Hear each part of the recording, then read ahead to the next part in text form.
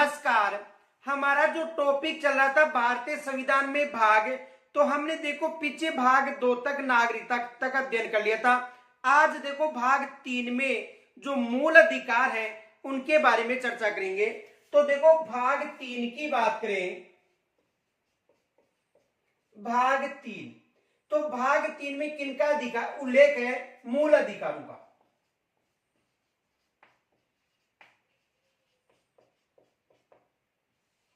मूल अधिकारों का उल्लेख किस भाग में है? भाग 3 में है। और मूल अधिकार किस देश से ग्रहण किए गए थे? तो देखो मूल अधिकारों को संयुक्त राज्य अमेरिका,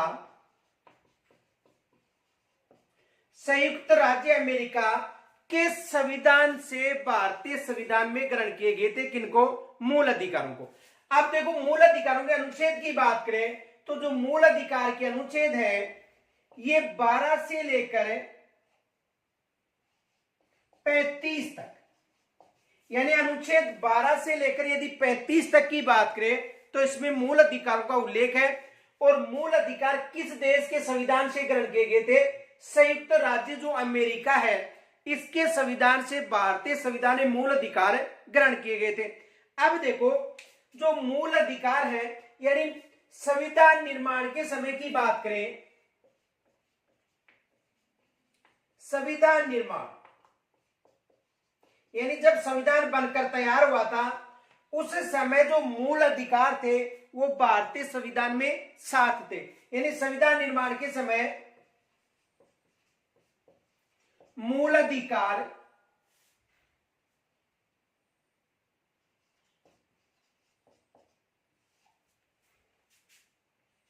7 थे। यानी जब संविधान का निर्माण हुआ था उस समय मूल अधिकार कितने थे? 7 थे। लेकिन 44वें संविधान संशोधन की बात करें तो 44वां संविधान संशोधन कब हुआ था? 1978 में। तो 44वें संविधान संशोधन के तहत जो संपत्ति का मूल अधिकार था उसे एक कानूनी अधिकार बना दिया गया था। तो वर्तमान में यदि मूल अधिकार पूछे तो वर्तमान में कितने हैं? 6। लेकिन उस समय कितने थे? यानी जब संविधान का निर्माण हुआ था उस समय जो मूल अधिकार थे ये कितने थे? 7 थे। लेकिन याद रखना, देखो 44वें संविधान संशोधन की बात करें, 44वां संविधान संशोधन कब हुआ था? 1978 में।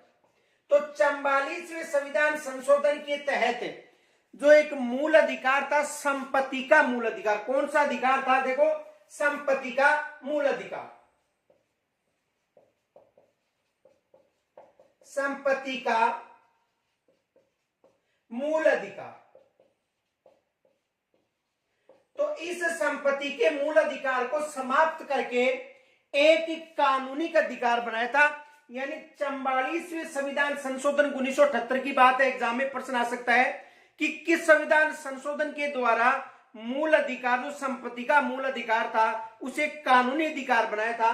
तो देखो 44वें संविधान संशोधन 1978 और संपत्ति का जो मूल अधिकार था इसे कानूनी अधिकार बनाया गया था। अब संपत्ति का जो मूल अधिकार था ये मौलिक अधिकारों में किन अनुच्छेदों में उल्लेख था? तो देखो यदि अनुच्छेद की बात करें तो एक तो अनुच्छेद 19(6) की बात है तथा अनुच्छेद 31 में उल्लेख था। देखो संपत्ति का जो अनुच्छेद थे तो संपत्ति के अनुच्छेद का जो उल्लेख था ये अनुच्छेद 19(6) जो स्वतंत्रता का अधिकार था, तो अनुच्छेद 19(6) तथा अनुच्छेद 31 में इसका उल्लेख था। और इसे वर्तमान में कानूनी अधिकार बना दिया गया है। और कानूनी अधिकार बनाने के साथ साथ ये भी याद रखना कि वर्तमान में इसका जो उल्लेख है भाग 12 के अध्याय 4, यानी भाग 12 अध्याय 4 के अनुच्छेद 300 के में इसका उल्लेख है। किसका? संपत्ति के जो विधिक जो ये कानूनी अधिकार बनाया है उसका उल्लेख। दोबारा समझो, देखो भाग 3 में किसका उल्लेख है? मूल अधिकारों का। अनुच्छेद पूछे तो अनुच्छेद 12 से लेकर 35 तक याद रखना। मूल जो अधिकार है ये किस देश के संविधान से ग्रहण किए गए, तो संयुक्त राज्य अमेरिका के संविधान से इनको ग्रहण किया गया है। तो 44वें संविधान संशोधन में संपत्ति के अधिकार का उल्लेख था, अनुच्छेद थे 19(6) तथा 31 में। अब देखो, यदि वर्तमान की बात करें, वर्तमान में भाग 12 का अध्याय कौन सा है? 4। यानी वर्तमान में इसका उल्लेख है भाग 12 और अध्याय कौन सा है? 4 का। अनुच्छेद पूछे, याद रखना, अनुच्छेद 300 कै, अनुच्छेद 300 कै में इसका उल्लेख है। और संपत्ति का जो मूल अधिकार है वर्तमान में कानूनी अधिकार है, ये याद रखना। संपत्ति का मूल अधिकार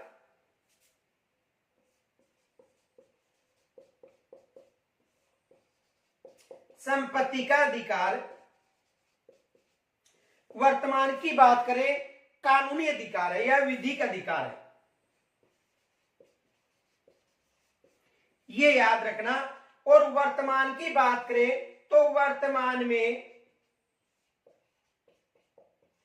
6 मूल अधिकार हैं। वर्तमान में भारतीय संविधान में कितने मूल अधिकार है? 6 मूल अधिकार है। समझ में आ गया होगा। प्रश्न देखो क्या बन सकता है, प्रश्न ये बन सकती, मूल संविधान में कितने मौलिक अधिकार थे? आपको 7 बताने। वर्तमान में कितने हैं? वर्तमान में 6 हैं। किस संविधान संशोधन के द्वारा संपत्ति के मूल अधिकार को समाप्त किया गया था और एक कानूनी अधिकार बनाया था? तो 44वें संविधान संशोधन 1978 के तहत। और ये एक कानूनी अधिकार है, कौन सा? संपत्ति का मूल अधिकार। इसका उल्लेख किस अनुच्छेद में मिलता था? अनुच्छेद 19(6) तथा अनुच्छेद 31 में मिलता था। वर्तमान में भाग 12 अध्याय 4 के अनुच्छेद 300 कै में इसका उल्लेख है। और संपत्ति का अधिकार कानूनी अधिकार है। तो यहां से एग्जाम में प्रश्न बन सकता है, तो आप यहां तक स्क्रीनशॉट ले सकते हो।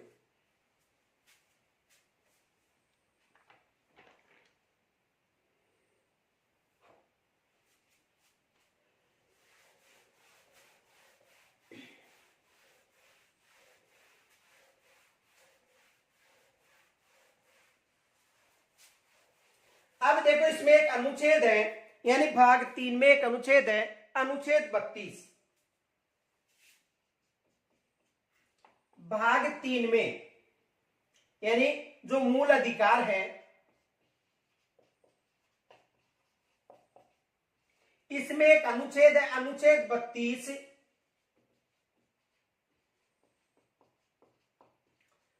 संवैधानिक उपचारों का अधिकार।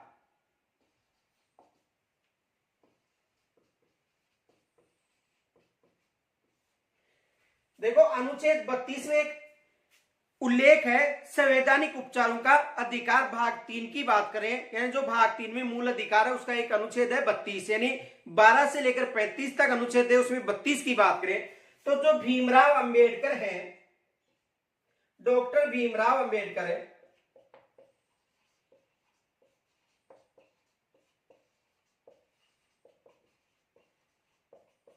ने इस अनुच्छेद को, किस अनुच्छेद को? 32 को, ये याद रखना। यानी किस अनुच्छेद को? यानी डॉक्टर भीमराव अंबेडकर अनुच्छेद 32 को संविधान की आत्मा कहा था, ये याद रखना। यानी भीमराव अंबेडकर ने अनुच्छेद 32 संवैधानिक उपचारों का अधिकार को क्या नाम दिया था? संविधान की आत्मा। ये एग्जाम में प्रश्न बनता है कि संविधान की आत्मा भीमराव अंबेडकर ने किस अनुच्छेद को, अनुच्छेद 32 या संवैधानिक उपचारों के अधिकार को ये नाम दिया था? संविधान की आत्मा। देखो, इनकी जो संपूर्ण डिटेल है मौलिक अधिकारों की, ये जब मौलिक अधिकार पाठ आएंगे उस समय कराई जाएगी। ये तो केवल जो भाग से संबंधित जो प्रश्न पूछे जा सकते हैं उनकी चर्चा करें। तो यदि आपको मौलिक अधिकारों की संपूर्ण डिटेल है तो जो मौलिक अधिकार टॉपिक आएगा उसमें कराई जाएगी। तो तो मोस्ट है कि भाग से संबंधित पर्सन बन सकते हैं। तो देखो भाग 3 मूल अधिकार अनुच्छेद 12 से 35 और अनुच्छेद 32 याद रखना, क्योंकि भीमराव अंबेडकर का संविधान से संबंधित एक पर्सन जरूर पूछा जाता है। यानी जब संविधान से संबंधित पर्सन आएगा तो लगभग 99% भीमराव अंबेडकर से एक पर्सन जरूर पूछा जाता है। तो भीमराव अंबेडकर ने संविधान की आत्मा किस अनुच्छेद को कहा था? अनुच्छेद 32। ये याद रखना, अनुच्छेद कौन सा है? अनुच्छेद 32, और जिसका नाम है संवैधानिक उपचारों का अधिकार। तो यहां तक समझ में आ गया होगा, स्क्रीनशॉट ले सकते हो।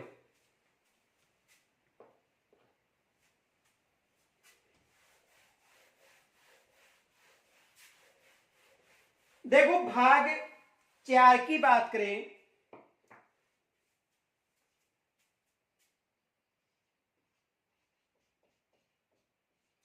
तो भाग 4 में राज्य के नीति निर्देशक तत्व है।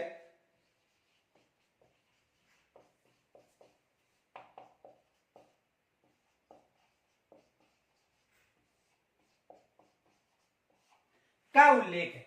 यानी भाग 4 की बात करें तो भाग 4 में जो राज्य के नीति निर्देशक तत्व है उनका उल्लेख मिलता है। अनुच्छेद की बात करें तो याद रखना, अनुच्छेद मूल अधिकार के 12 से 35 थे, और इनके जो अनुच्छेद हैं 36 से लेकर 51 तक इनके अनुच्छेद उल्लेखित हैं। यानी अनुच्छेद की बात करें तो 36 से लेकर 51 तक किनका उल्लेख है? जो राज्य के नीति निर्देशक तत्व है उनका उल्लेख अनुच्छेद 36 से लेकर 51 तक इनका उल्लेख है। राज्य के नीति निर्देशक तत्व किस देश के संविधान से ग्रहण किए गए थे?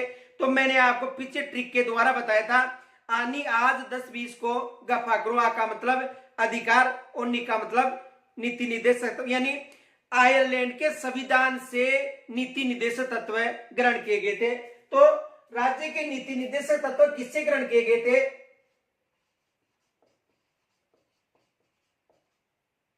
आयरलैंड के संविधान से।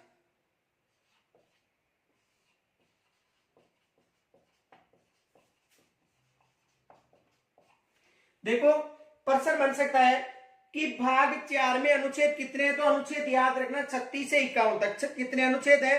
36 से 51 तक। और ये अनुच्छेद किस देश के संविधान से ग्रहण किए गए? आयरलैंड के संविधान से, भारतीय संविधान में ग्रहण किए गए। अब देखो ये जो राज्य के नीति निर्देशक तत्व, इनमें से कुछ अनुच्छेद आपको मैं बता रहा हूं जो एग्जाम की दृष्टि से उपयोगी है। देख तो अनुच्छेद 36 की बात करें,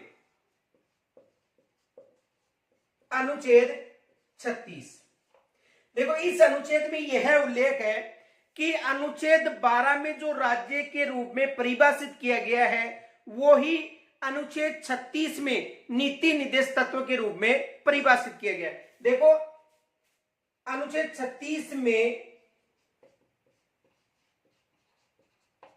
उल्लेख है जो राज्य के रूप में जो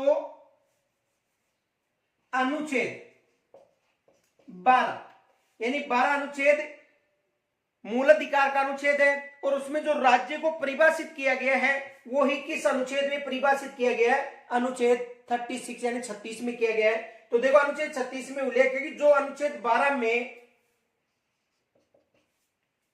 राज्य को परिभाषित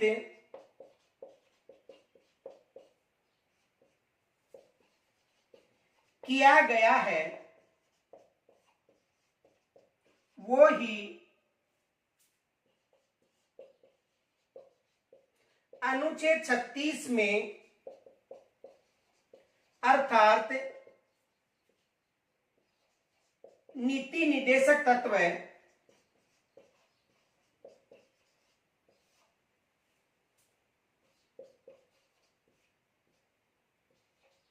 में परिभाषित किया गया है। ये याद रखना।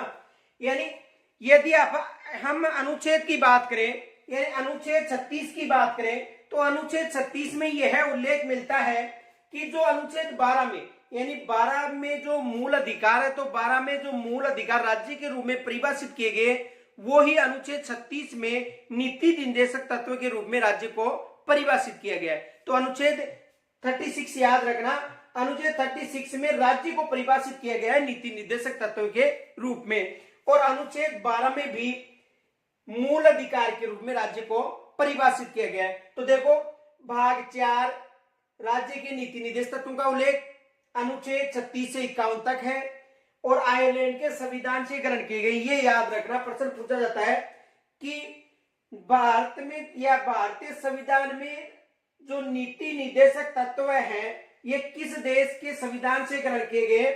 आयरलैंड के संविधान से ग्रहण किए गए। अनुच्छेद 36 में उल्लेख है कि जो अनुच्छेद 12 में राज्य को परिभाषित किया गया है यही किसके रूप में किया गया है? अनुच्छेद 36 अर्थात राज्य के नीति निर्देश तत्व के रूप में परिभाषित किया गया है। ये याद रखना, यहां तक स्क्रीनशॉट ले सकते हो।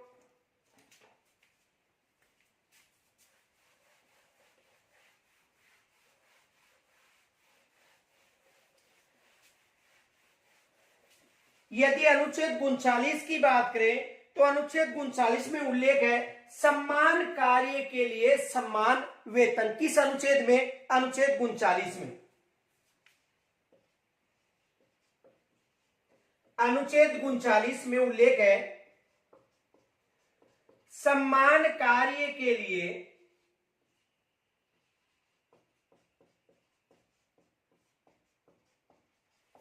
समान वेतन,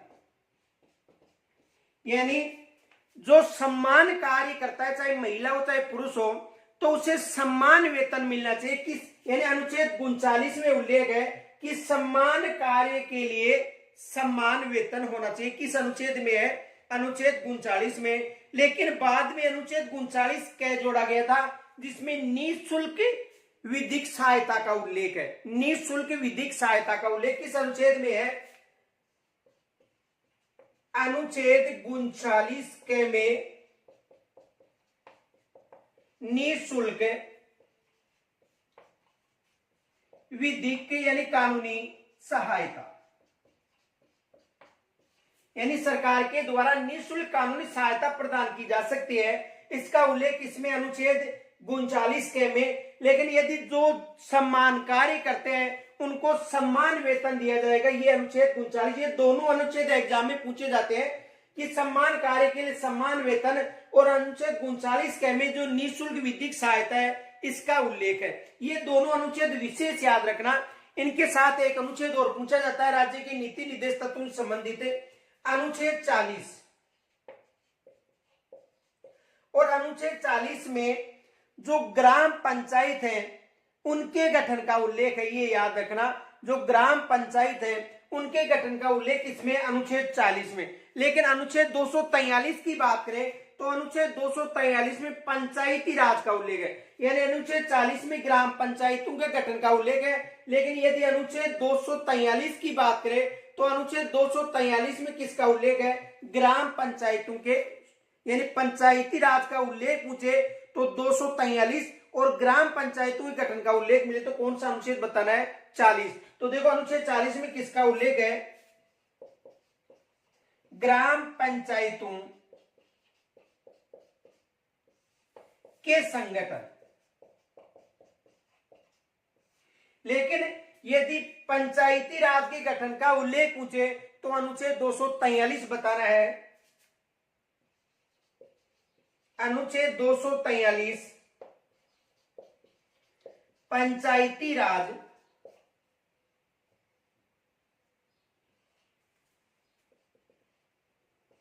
के संगठन का उल्लेख, ये याद रखना। तो देखो अनुच्छेद 39 में सम्मान कार्य के लिए सम्मान, अनुच्छेद 39 में निःशुल्क विधिक सहायता, अनुच्छेद 40 में ग्राम पंचायत के संगठन या गठन का उल्लेख इसमें अनुच्छेद 40 में, ये याद रखना, यानी जो ग्राम पंचायत है उसका। और यदि पंचायती राज की बात करें तो पंचायती राज का कौन सा अनुच्छेद है?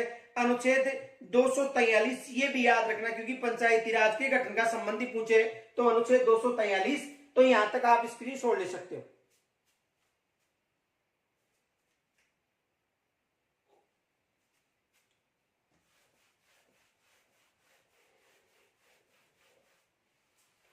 अब देखो एग्जामिनर यहां से देखो नीति निर्देश तत्व से करंट बेस के आधार पर भी एक प्रश्न बना सकता है। करंट बेस के आधार पर देखो, हाल ही में मुख्यमंत्री गहलोत के द्वारा जो वृद्धावस्था पेंशन है उसमें वृद्धि की गई है, तो प्रश्न बन सकता है। यानी एग्जामिनर है वो करंट बेस से यहां पर प्रश्न बना रहा है। राज्य व्यवस्था में जो भी पीछे पेपर आए 2 साल से 2-3 साल से, तो वहां पर जो एग्जामिनर है वो करंट बेस को लेकर राज्य व्यवस्था से प्रश्न बना रहा है। अब देखो, हाल ही में जो वृद्धावस्था पेंशन है यानी 750 से 1000 रुपए की है, तो देखो 750 से 1000 रुपए जो वृद्धावस्था पेंशन की है, तो उस पेंशन से संबंधित जो प्रश्न है ये देखो बन सकते हैं यहां पर। तो करंट बेस को लेकर वर्तमान में प्रश्न बनाए जा रहे हैं। देखो ध्यान से समझो, यदि अनुच्छेद 41 की बात करें तो अनुच्छेद 41 में वृद्धावस्था पेंशन है,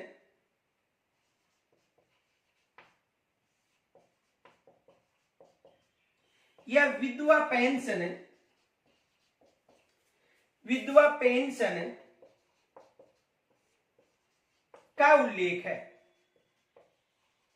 देखो अनुच्छेद 41 की बात करें तो अनुच्छेद 41 में वृद्धावस्था पेंशन और विधवा पेंशन का उल्लेख है।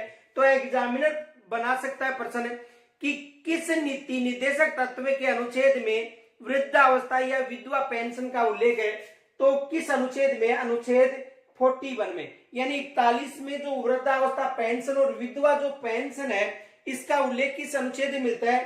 अनुच्छेद 41 में। और अनुच्छेद 44 भी याद रखना, समान नागरिक संहिता का उल्लेख किस अनुच्छेद में है?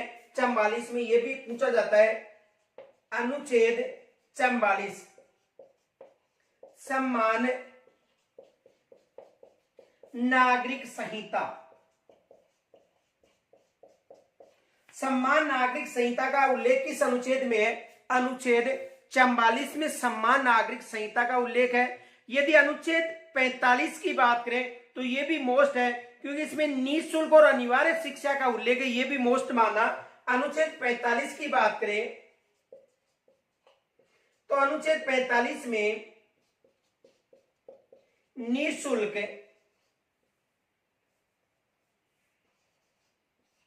एवं अनिवार्य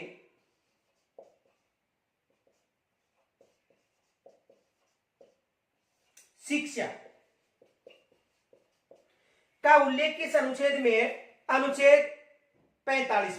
तो अनुच्छेद 41 में वृद्धावस्था पेंशन विधवा पेंशन का उल्लेख एग्जामिनर प्रश्न पूछ सकता है, क्योंकि वर्तमान में जो पेंशन है वृद्धावस्था पेंशन बढ़ाई गई है, इससे कारण यहां से प्रश्न बन सकता है। एक तो ये प्रश्न बन सकता है। दूसरा देखो, समान नागरिक संहिता का उल्लेख, ये भी एग्जाम में अधिकतर पूछा जाता है।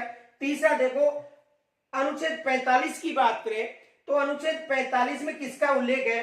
यानी अनुच्छेद 45 में निःशुल्क एवं अनिवार्य शिक्षा का उल्लेख किस अनुच्छेद में है? अनुच्छेद 45 में। तो यहां तक आप स्क्रीनशॉट ले सकते हो।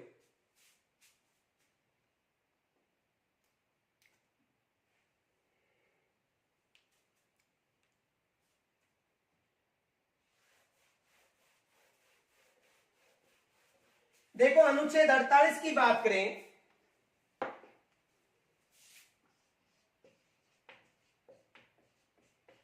तो अनुच्छेद 48 में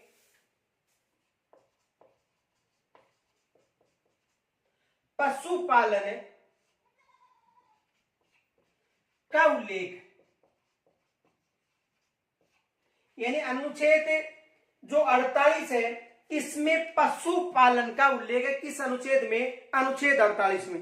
अब देखो यहां से एग्जाम में प्रश्न पूछा गया था, गोवंश वध का उल्लेख किस अनुच्छेद में है? तो देखो अनुच्छेद 48 की बात करें तो अनुच्छेद 48 में पशुपालन का उल्लेख है। किसका उल्लेख है? पशुपालन का उल्लेख है।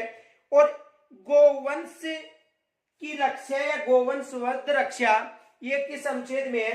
देखो अनुच्छेद 48 में पशुपालन का उल्लेख है। और पशुपालन के साथ साथ कृषि भी याद रखना है, कृषि व पशुपालन दोनों का उल्लेख है, यानी कृषि व पशुपालन। लेकिन देखो एग्जाम में प्रश्न पूछा गया था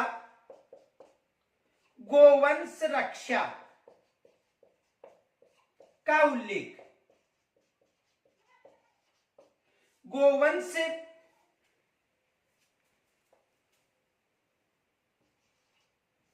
गोवंश रक्षा का जो उल्लेख है ये किस अनुच्छेद में मिलता है? अनुच्छेद 48 में। तो याद रखना अनुच्छेद 48 पशुपालन और कृषि का उल्लेख है। और एग्जाम में यहां से प्रश्न पूछा गया था गोवंश रक्षा का उल्लेख किस अनुच्छेद में है? अनुच्छेद 48 में। ये प्रश्न क्यों पूछा गया था? देखो, यानी 48 के में पर्यावरण व वन्य जीवों की रक्षा का उल्लेख है, इस कारण ये प्रश्न पूछा गया था। देखो 48 के की बात करें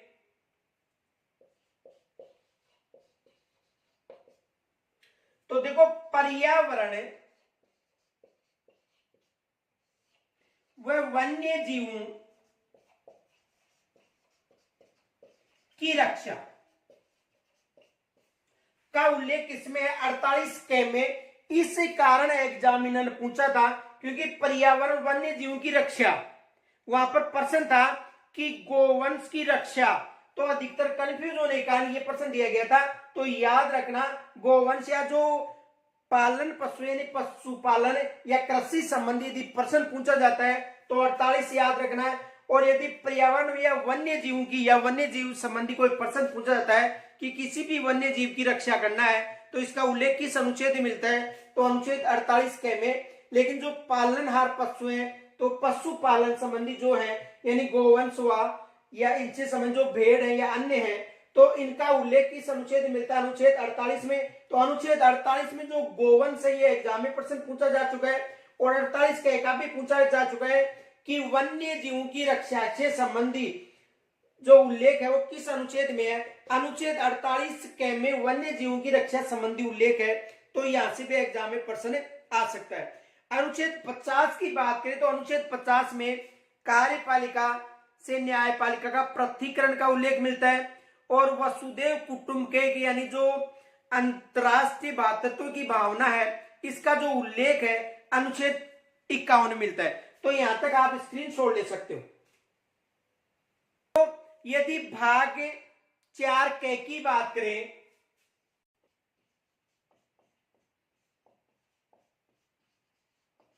भाग 4 के ये बाद में जोड़ा गया था 42वें संविधान संशोधन 1976 के द्वारा ये भाग शामिल किया गया था। और इसमें अनुच्छेद कितने हैं? अनुच्छेद की बात करें तो अनुच्छेद है 51 के। यहां से एग्जाम में जरूर प्रश्न पूछा जाता है। तो देखो भाग 4 के अनुच्छेद है 51 के। भाग 4 के में किसका उल्लेख है? यानी मूल कर्तव्यों का उल्लेख है किसमें? भाग 4 के में। किसका उल्लेख है? मूल कर्तव्य। और मूल कर्तव्य किस देश के संविधान से ग्रहण किए गए हैं?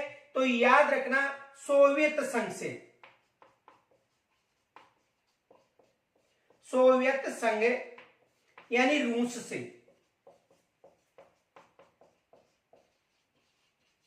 किस देश के संविधान से ग्रहण किए गए? देखो भाग 4 के में अनुच्छेद 51 के एग्जाम में प्रश्न बनता है। किसका उल्लेख है? मूल कर्तव्य। सोवियत संघ या रूस से ग्रहण किए गए हैं। किस संविधान संशोधन के द्वारा? तो देखो 42वें संविधान संशोधन द्वारा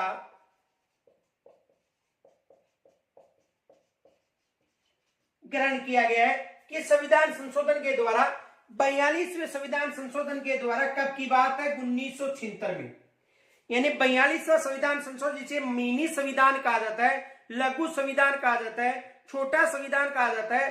तो इस संविधान संशोधन के द्वारा जो मूल कर्तव्य उनको ग्रहण किया गया था। एग्जाम में प्रश्न आता है कि मूल जो कर्तव्य है उनका उल्लेख संविधान में मिलता है या नहीं? तो याद रखना मूल संविधान में इनका उल्लेख नहीं था। मूल संविधान में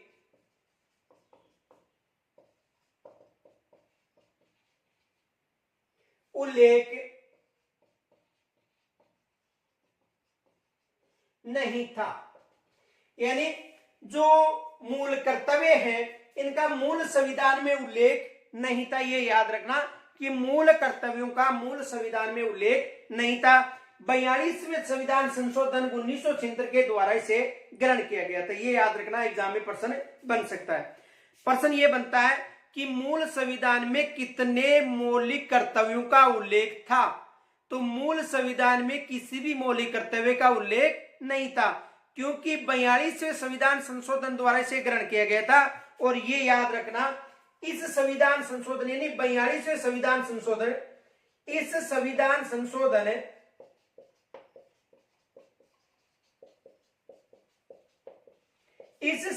संशोधन द्वारा 10 मूल कर्तव्य शामिल किए गए थे। यानी किस 42वें संविधान संशोधन द्वारा कितने मूल कर्तव्य शामिल किए गए थे? 10 मूल कर्तव्य। और 86वां संविधान संशोधन कब हुआ था? 2002 में। उसमें 11वां मूल कर्तव्य जो अनिवार्य और जो निःशुल्क और अनिवार्य शिक्षा का अधिकार है, यह शामिल किया गया था। 11वां मूल कर्तव्य याद रखना, 11वां मूल कर्तव्य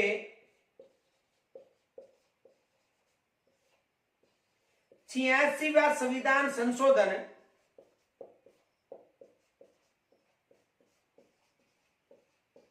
दो यानी 11वां जो मूल कर्तव्य था, ये 86वां संविधान संशोधन 2002 में शामिल किया गया था। एग्जाम में प्रश्न बन सकता है कि मूल अधिकारों को किन संविधान संशोधन द्वारा शामिल किया गया था? 2 संविधान संशोधन। 86वें संविधान संशोधन में 11वां मूल कर्तव्य और 11वां मूल कर्तव्य था निःशुल्क और अनिवार्य शिक्षा का अधिकार। और 42वें संविधान संशोधन के द्वारा 10 मूल कर्तव्यों को शामिल किया गया था और मूल कर्तव्य समिति बनाई गई थी, जिसके अध्यक्ष थे स्वर्ण सिंह समिति। यानी मौलिक कर्तव्य शामिल करने वाली समिति कौन सी थी? ये भी याद रखना, स्वर्ण सिंह समिति। इस समिति के आधार पर, यानी 42वें संविधान संशोधन की समिति के अध्यक्ष थे कौन? डॉक्टर स्वर्ण सिंह समिति। तो स्वर्ण सिंह समिति के आधार पर 10 मूल कर्तव्य शामिल किए गए थे और डॉक्टर स्वर्ण सिंह समिति ने केवल 8 मौलिक कर्तव्यों को शामिल करने का, यानी जो आपकी रूपरेखा बनाई थी, उसमें केवल 8 मौलिक कर्तव्यों को शामिल करने की रूपरेखा बनाई थी। लेकिन बाद में 10 मौलिक कर्तव्य शामिल किए गए थे और 11वां मौलिक कर्तव्य 86वें संविधान संशोधन 2002 में शामिल किया गया था। मूल संविधान में मौलिक कर्तव्यों का उल्लेख नहीं मिलता है। 42वें संविधान संशोधन के द्वारा जो मूल कर्तव्य है उनको ग्रहण किया गया था और मौलिक कर्तव्य का जो प्रारूप है ये भारतीय संविधान में सोवियत रूस या सोवियत संघ से ग्रहण किया गया था। तो यहां तक यदि कोई समस्या मुझे कमेंट्स के द्वारा जरूर बताना। और आप सभी से निवेदन है कि यदि आप किसी के पास नहीं भेजते हो तो कोई बात नहीं, लेकिन इसे लाइक जरूर किया करो ताकि हमारा मनोबल बढ़ता रहे। तो शेष जो भाग है इनकी चर्चा कल करेंगे। जय हिंद।